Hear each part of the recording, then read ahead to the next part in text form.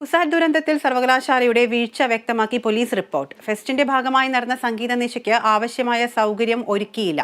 Stadium നിർമ്മാണത്തിലെ അപാകതയും ദുരന്തത്തിന്റെ ആഴം കൂട്ടിയെന്നും പോലീസ് ഹൈക്കോടതിയിൽ നൽകിയ റിപ്പോർട്ടിൽ പറയുന്നു.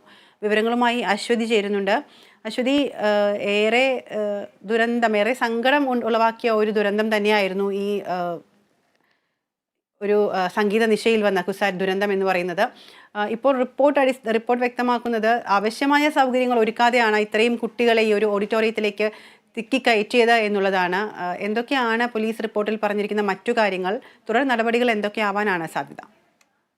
കുസാറ്റ് ദുരന്തത്തിൽ സർവകലാശാലയുടെ ഭാഗത്തു നിന്ന് വലിയ വീഴ്ച ഉണ്ടായി എന്നാണ് ഈ പോലീസ് റിപ്പോർട്ടിൽ വ്യക്തമാക്കുന്നത്. മതിയായ ആളുകളെ സുരക്ഷയ്ക്കായി ചുമതലപ്പെടുത്തിയില്ല, കൃത്യമായ പദ്ധതി ഇല്ലാതെയാണ്, അതായത് മാനദണ്ഡങ്ങൾ പാലിക്കാതെയാണ് ഈ പരിപാടി നടത്തിയത് എന്നും സംഘടിപ്പിച്ചത് എന്നും ഈ റിപ്പോർട്ടിൽ വ്യക്തമാക്കുന്നു. ഒപ്പം തന്നെ സ്റ്റേഡിയം നിർമ്മാണത്തിലെ അപാകതയും ദുരന്തത്തിന്റെ ആഴം കൂട്ടി നമ്മൾ ആ സ്റ്റേഡിയം കണ്ടപ്പോൾ തന്നെ നമുക്ക് മനസ്സിലാക്കാവുന്നതാണ്.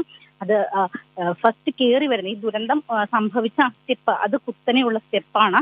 അവിടെ നിന്ന് ആളുകൾ സ്റ്റേഡിയത്തിനകത്തേക്ക് കയറി കഴിഞ്ഞാൽ പിന്നെ ആളുകൾക്ക് എന്തെങ്കിലും ഒരു എമർജൻസി സിറ്റുവേഷൻ ഉണ്ടാവുകയാണെങ്കിൽ പുറത്തേക്ക് ഇറങ്ങുന്നതിന് വേണ്ടിയിട്ട് ആകെ ഒരു വഴി മാത്രമാണുള്ളത്, ഒരു ചെറിയ വഴിയാണത്, അത് മാത്രമാണുള്ളത്. എന്തായാലും അത് ഈ ദുരന്തത്തിന് ആക്കം കൂട്ടി എന്നാണ് ഈ റിപ്പോർട്ടിൽ വ്യക്തമാക്കുന്നത്. എന്തായാലും കുസാറ്റിൽ ടെക് ഫെസ്റ്റിനിടെ ഉണ്ടായ ദുരന്തത്തിൽ പോലീസ് നടത്തിയ പ്രാഥമിക അന്വേഷണത്തിലെ വിവരങ്ങളാണ് തൃക്കാക്കര SP ഹൈക്കോടതിയിൽ സമർപ്പിച്ച ഈ റിപ്പോർട്ടിലുള്ളത്. ഈ ഫെസ്റ്റിന്റെ ഭാഗമായി സംഘടിപ്പിച്ച സംഗീത നിശയ്ക്ക് ആവശ്യമായ സൗകര്യം ഒരുക്കിയില്ല. അതുപോലെ തന്നെ 1000 പേരെ മാത്രം ഉൾക്കൊള്ളാവുന്ന സ്റ്റേഡിയത്തിൽ തള്ളിക്കയറിയത് 4000 പേരാണെന്ന് ഇതിൽ റിപ്പോർട്ടിൽ പറയുന്നു. കൃത്യമായ പദ്ധതി ഉണ്ടായിരുന്നില്ല. ഒപ്പം തന്നെ ഗാനമേളയുണ്ടെന്ന് സമൂഹ മാധ്യമങ്ങളിൽ സംഘാടകർ പരസ്യം ചെയ്തു. അതുകൊണ്ട് കൂടുതൽ ആളുകൾ ഇവിടേക്ക് എത്തി, അതായത് വിദ്യാർത്ഥികളല്ലാതെ കൂടുതൽ ആളുകൾ ഇവിടേക്ക് എത്തി. ഉച്ചയ്ക്ക് 2:30-ക്ക് ഗാനമേളയുടെ റിഹേഴ്സൽ പ്ലാൻ ചെയ്തെങ്കിലും ഗാനമേള തുടങ്ങുന്നതിന് തൊട്ട് മുൻപ് 6:30-ക്കാണ് റിഹേഴ്സൽ തുടങ്ങിയത്. ഗാനമേള ആരംഭിച്ചെന്ന് തെറ്റിദ്ധരിച്ച് കുസാറ്റ് ഓഡിറ്റോറിയത്തിൽ പുറത്തുള്ളവര് ഈ ഓഡിറ്റോറിയത്തിലേക്ക് തള്ളിക്കയറി. തിരക്ക് ഒഴിവാക്കാൻ ആകെയുള്ള 2 ഗേറ്റും അടച്ചതിനാൽ വിദ്യാർത്ഥികളെ പുറത്തെത്തിക്കാനായില്ല. ഒപ്പം തന്നെ പ്രാഥമിക ചികിത്സ അത് നൽകുന്നതിനുള്ള സൗകര്യം ഓഡിറ്റോറിയത്തിൽ ഉണ്ടായിരുന്നില്ല. 80 സുരക്ഷാ ഉദ്യോഗസ്ഥർ ഉണ്ടായിട്ടും 2 പേരെയാണ് ചുമതല ഏൽപ്പിച്ചത്. പോലീസിനെ പരിപാടിയെക്കുറിച്ച് അറിയിക്കാനും സംഘാടകർ തയ്യാറായില്ല. വ്യക്തമായി പോലീസിനെ അറിയിച്ചില്ല എന്നത് ആദ്യം മുതലുള്ള ആക്ഷേപമാണ്.